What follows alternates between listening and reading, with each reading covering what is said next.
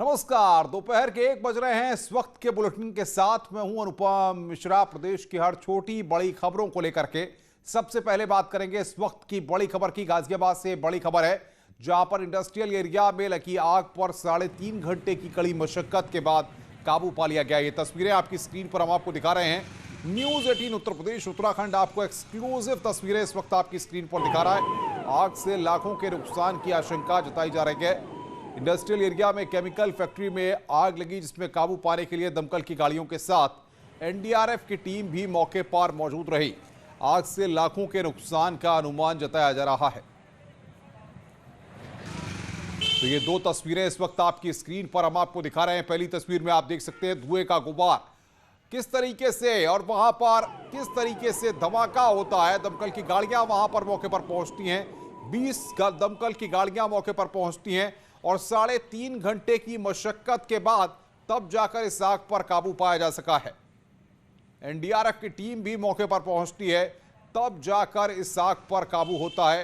Chemical की यह factory थी, आग लगातार फैलती जा रही थी और धुएं का गुबार जो आप इन तस्वीरों में देख रहे हैं, ये देखकर आप अंदाजा लगा सकते हैं कि वहां पर किस तरह की स्थिति होगी।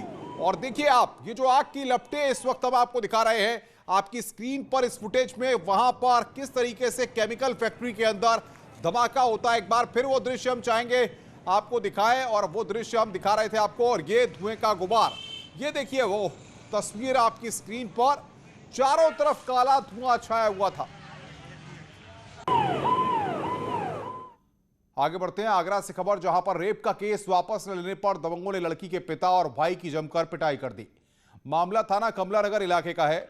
दरअसल 2018 में एक लड़की से दुष्कर्म की वारदात हुई थी, जिसका फैसला आना बाकी है। आरोपी दबंग केस को वापस लेने का दबाव बना रहे हैं। दबंगई का ये वीडियो सोशल मीडिया पर लगातार वायरल हो रहा है। पुलिस ने दबंगों के खिलाफ केस दर्ज कर मामले की जांच पड़ताल शुरू कर दी है।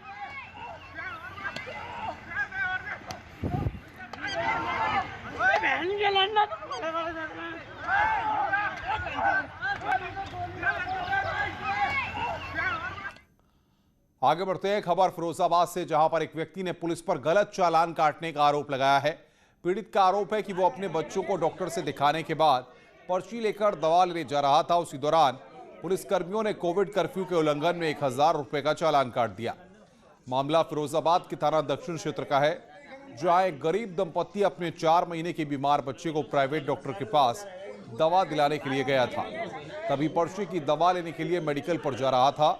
उसी समय पुलिस ने 1000 का चालान काट दिया। वहीं जब पुलिस के आला अधिकारियों से इस मामले की शिकायत की गई तो उन्होंने जांच कर कार्रवाई की बात कही है।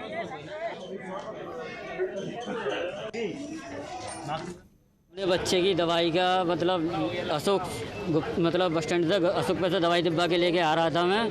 वहाँ से फिर मैं पर्चे की दवाई देने के लिए गया तो वहाँ पे लोगों ने 5 नंबर गली करबला से वहाँ पे मेरी गाड़ी पकड़ ली।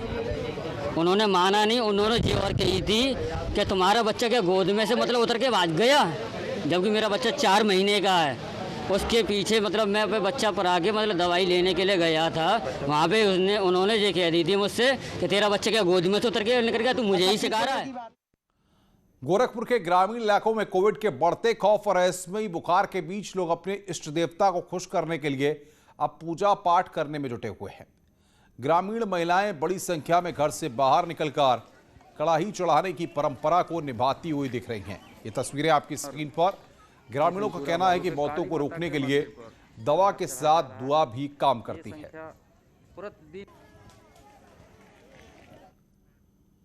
खबर उन्नाव से, जहां पर कोरोना को हराने के लिए यज्ञ का आयोजन किया गया। सफीपुर के फूलमती मंदिर में विश्व हिंदू परिषद और बजरंग दल के कार्यकर्ताओं ने इस यज्ञ का आयोजन किया और हवन कुंड में आहुतियां डालकर कोरोना महामारी से मुक्ति के लिए कामना की गई।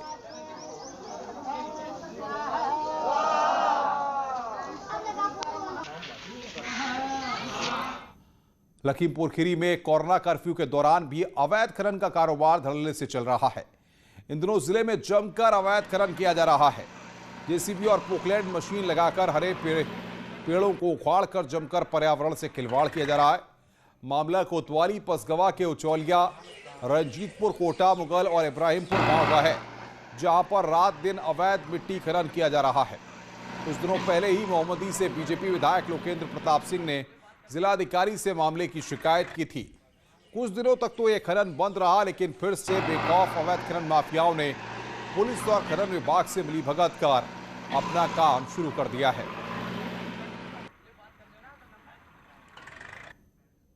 गाजीपुर से बीएसपी के सांसद अफजाल अंसारी ने सरकार पर निशाना साधा है। साथ ही आजम खान के स्वस्थ होने को लेकर चिंता जाहिर की है। उन्होंने कहा है कि आजम खान को सही इलाज मिलना चाहिए। आजम खान के जान के लाले पड़े हुए हैं, लाया गया है उठा करके लखनऊ, और ताना बाना जैसा बनाया जा रहा है। मुझे लगता है अब ज्यादा समय नहीं लगना है। उनके लिए भी सारी योजनाएं लगता है पहले से प्लान कर ली गई हैं, लेकिन इस हुकूमत से बड़ी भी कोई हुकूमत है और कोई हाकिम है। इन पापों का हिसाब जो दुनिया में लोग अभी नहीं ले पा रहे हैं, उसका हिसाब वो लेगा। आगे बढ़ते हैं। कोरोना की जंग जीतने के लिए राज्य सरकार ने ग्रामीण इलाकों में भी भारी संख्या में टेस्टिंग का काम शुरू कर दिया है। इस काम में आरआरटी की टीम लगाई गई है और जरूरत के हिसाब से लक्षण मिलने पर आरटी-पीसीआर टेस्ट भी किए जा रहे हैं। ग्रामीण इलाकों में कोरोना की लड़ाई में टेस्टिंग सबसे बड़ा मारक हथियार बनकर उभरा है। चलते हैं इसलिए कि कोविड पॉजिटिव जो हैं उनको सभी तरीके की दवाइयाँ उपलब्ध करा सकें, उनकी जांच कर सके, और जो भी पॉजिटिव मरीज हैं उनके घर जाके उनको देखते हैं कि वो किस तरीके से रह रहे हैं, उनका रहन सहन सही है कि नहीं, उन्हें जो भी दिक्कतें हैं उनके बारे में उनको बताते हैं कि कैसे वो मतलब ठीक तरीके से रहें, और उनको दवाइयाँ देते हैं। बाकी वो होम आइसोलेशन में है, हॉस्पिटल में है, इसकी जानकारी लेते हैं। और बड़ी खबर की बात करेंगे। ट्विटर पर ट्रेंड कर रहा है यूपी मॉडल। सीएम योगी के यूपी मॉडल की सराहना हो रही है। ट्विटर पर ट्रेंड कर रहा है उत्तर प्रदेश मॉडल, योगी का यूपी मॉडल। इस स्लैश आईडी से आपको बता दें कि ट्रेंड कर रहा है। अजीत सिंह बातचीत करने के लिए हमारे साथ। अजीत, लगातार उत्तर प्रदेश में जिस तरीके से कोरोना संक्रमितों की संख्या पर लगाम लगाई गई है, कमी आई है, अब ये यूपी का मॉडल लगातार सोशल मीडिया पर भी ट्रेंड कर रहा है। देखिए, बिल्कुल अनुपम, यूपी का योगी के मॉडल इंडिया में ट्रेंड कर रहा है और 95,000 से ज्यादा अब तक ट्वीट हो चुके हैं। और जिस तरह उत्तर प्रदेश ने कोविड को नियंत्रण किया, मुख्यमंत्री कोविड पॉजिटिव होने के बावजूद भी लगातार काम करते रहे। उसके बाद जैसे ही उनकी रिपोर्ट निगेटिव आई, उसके बाद से लगातार उनकी तरफ से जो है मीटिंगें की जा रही है। टीम 9 की मीटिंग की जा रही है। इस वक्त भी टीम 9 की मीटिंग की जा रही है। लखनऊ से लेकर बड़े शहरों में जहां भी कोविड के ज्यादा केसेस थे, उन पर उत्तर प्रदेश सरकार काफी तेजी से कंट्रोल करे। और 5 मई से अभियान चला है। पूरे यूपी के 97,000 गाँव में टेस्टिंग हो रही है, जिसको लेकर कल WHO ने ट्वीट भी किया था और यूपी सरकार की सराहना की थी। तो अब योगी जी का यूपी मॉडल नाम से ट्रेंड करा और 95,000 से ज्यादा ट्वीट हो चुके थे। अब तक लगभग 1 लाख के आसपास पहुंच रहा होगा।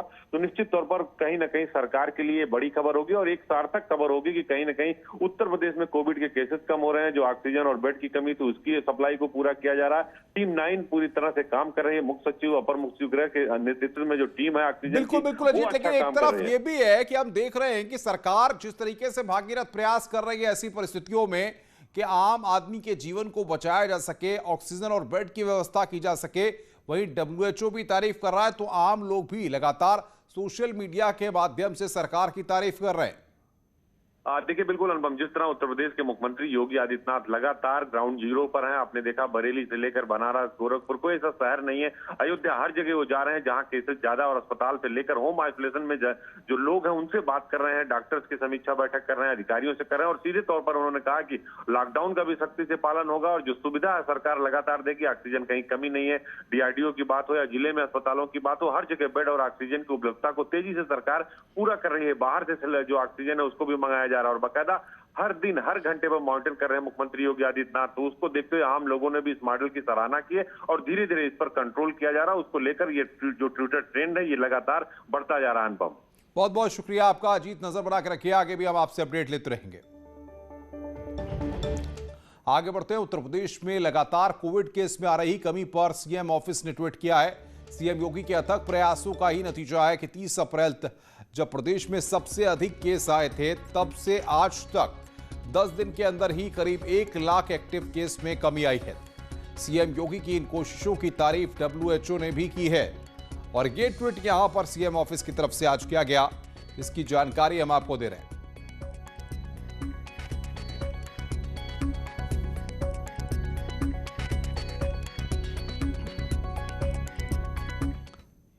कोरोना से लड़ने के लिए सरकार हर संभव कदम उठा रही है।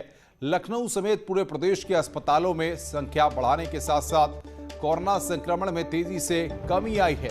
साथ ही आरटीपीसीआर और एंटीजन टेस्टिंग की संख्या भी बढ़ाकर लोगों तक लगातार मदद पहुंचाई जा रही है। यही वजह है कि अस्पताल के बाहर लगने वाली भीड़ भी कम हो गई है।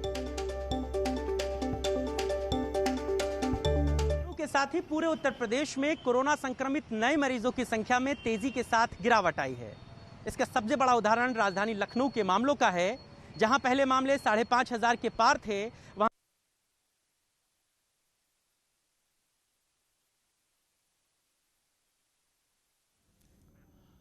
इधर कानपुर में भी टीका केंद्र पर लोगों की भारी भीड़ देखी जा रही है। टीका केंद्रों पर भीड़ को व्यवस्थित करने के लिए कोई व्यवस्था तक वहां पर नहीं की गई है, जिसके चलते लोगों को दिक्कतों का सामना करना पड़ रहा है।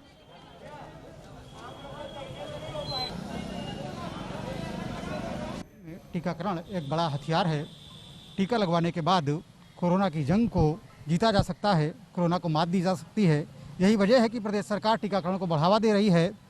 कानपुर के एक सेंटर का हम आपको हाल दिखाएंगे कि सरकार की मंशा कुछ और है और प्रशासन की लापरवाही उस पर हावी होती हुई दिख रही है। ये जागेश्वर अस्पताल का बना हुआ टीकाकरण सेंटर है। यहाँ पर 18 साल से अधिक उम्र के लोगों को टीका लगाया जा रहा है, लेकिन आप देख सकते हैं 10:30 बजे का समय हो चुका है, लेकिन अभी तक टीकाकरण शुरू नहीं हो पाया है। और यहाँ पर युवाओं की लंबी लंबी कतारें लगी हुई हैं। इन कतार को मैनेज कराने के लिए यहाँ पर कोई भी शख्स मौजूद नहीं है। यही वजह है कि लोग अपनी मनमानी से एक दूसरे से सट करके खड़े हुए हैं। जिस कोरोना से बचाव के लिए यहाँ पर वो टीका लगाने के लिए आए हुए हैं, उसी कोरोना के प्रोटोकॉल का लोग पालन नहीं कर पा रहे हैं। दरअसल यहाँ पर पुलिस की तैनाती नहीं की गई है। इसके अलावा स्वास्थ्य विभाग का कोई जिम्मेदार अधिकारी इन्हें ये बताने के लिए तैयार नहीं है कि उन्हें लाइनों में खड़ा होना चाहिए, सोशल डिस्टेंसिंग मेंटेन करनी चाहिए और जब उनका नंबर आएगा तब उन्हें बुला लिया जाएगा। श्याम तिवारी, न्यूज़ 18 उत्तर प्रदेश कानपुर। स्वागत है। ब्रेक के बाद उत्तराखंड के देवप्रयाग में मंगलवार को दशरथ पर्वत पर बादल फटने से भारी नुकसान हुआ। बादल फटने से शांति के डेरे से आए सैलाब से नगरपालिका और आईटीआई की बिल्डिंग समेत कई घर दुकान तबाह हो गए। आज मुख्यमंत्री तीरथ सिंह रावत आपदा प्रभावित इलाके में ग्राउंड जीरो पर पहुंचे हैं और लोगों से मुलाकात की है और कहा है कि लोगों को हर संभव सहायता दी जाएगी। यार बस के रहना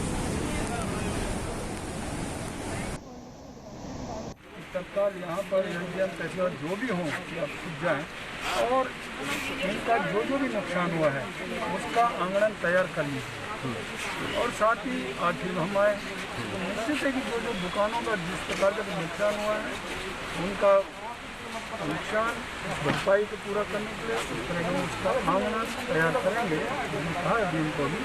और साथ ही कोरोना संकट में एम्बुलेंस चालक मरीजों से मनमानी किराया वसूल रहे हैं। ऐसे में मुंबई से सटे थाने में एक शिक्षक ने अपनी कार को एम्बुलेंस बनाया और कोरोना मरीजों को मुफ्त सेवा देना शुरू कर दिया है। वे वैक्सीन को लेकर भी लगातार लोगों को जागरूक कर रहे हैं।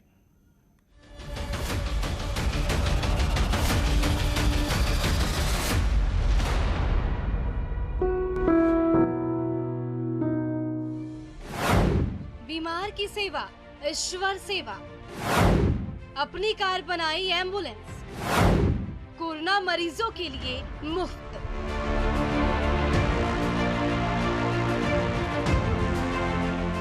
कोरोना मरीजों को अस्पताल लाने और ले जाने में सबसे बड़ी चुनौती एम्बुलेंस की व्यवस्था करना है। भारी मांग के चलते एम्बुलेंस के चालक मनमाना किराया वसूल रहे हैं। इस संकट के मद्देनजर शिक्षक विनय सिंह ने एक बड़ी पहल की है और अपनी कार एम्बुलेंस में तब्दील कर दी। कोरोना जो पेशेंट हैं उनको जो है कि अस्पताल तक छोड़ने का काम कर रहा हूँ।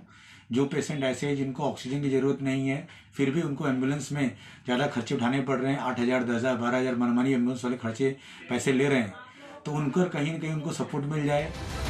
मुंबई से सटे ठाणे में रहने वाले विनय सिंह ने 25 अप्रैल से अपने मिशन की शुरुआत की। पिछले 15 दिन में वो 45 से ज्यादा कोरोना मरीजों को अस्पताल और घर पहुंचा चुके हैं। इस दौरान वे कोरोना गाइडलाइंस का पूरी तरीके से पालन भी करते हैं।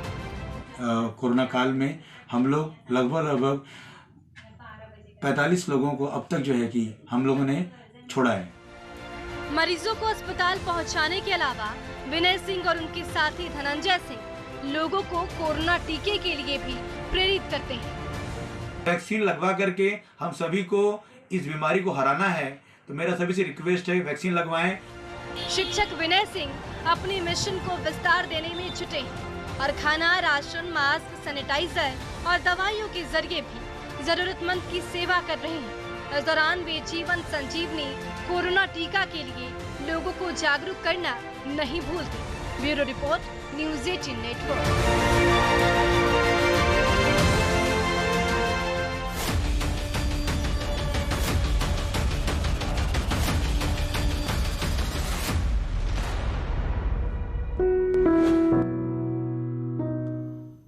नेटवर्क 18 ये सुनिश्चित करना चाहता है कि हर भारतीय को कोविड-19 का टीका मिले। टीकाकरण जागरूकता बढ़ाने के लिए नेटवर्क 18 और फेडरल बैंक की पहल संजीवनी शॉर्ट ऑफ लाइफ को सपोर्ट करें। Health expert Apollo 24/7।